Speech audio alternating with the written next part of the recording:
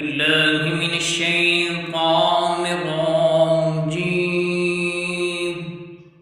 بسم الله الرحمن الرحيم. سأل سائل بعذاب واقع للكافرين ليس له دافع من الله ذي المعارج. تعرج الملائكة والروح إليه في يوم كان مقداره 50,000 سنة فاصبر صبرا جميلا إنهم يرونه بعيدا ونراه قريبا يوم تكون السماء كالمهل وتكون الجبال كالعهن ولا يسأل حميم حميما يبصرونهم يود المجرم لو يفتدي من عذاب يومئذ ببنيه وصاحبته وأخيه وفصيلته التي تؤويه ومن في الأرض جميعا ثم ينجيه كلا إنها لظى نزاعة للشوى تدعو من أدبر وتولى وجمع فأوعى إن الإنسان خلق هلوعا إذا مسه الشر جزوعا وإذا مسه الخير منوعا إلا المصلين الذين هم على صلاتهم دائمون والذين في أموالهم حق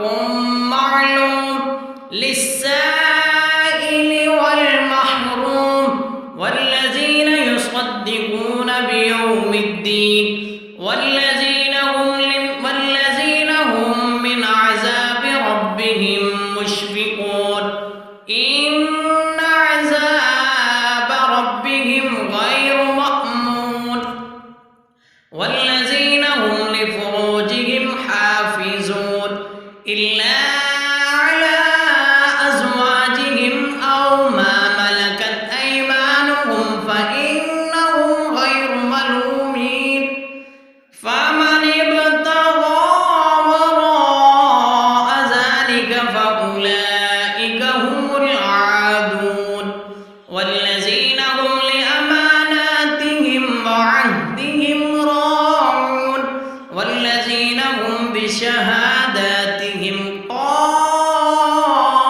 قائمون والذين هم على صلاتهم يحافظون أولئك في جنات مكرمون فما للذين كفروا قبلك مهطعين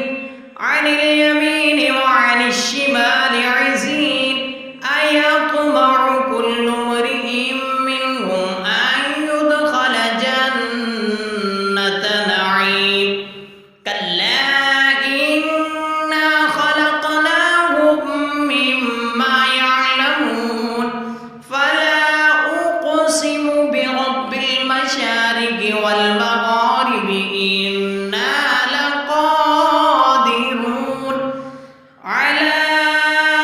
أن نبدل خيرا منهم وما نحن بمسبوقين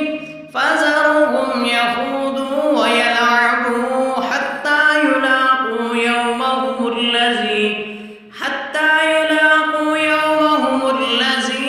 يوعدون يوم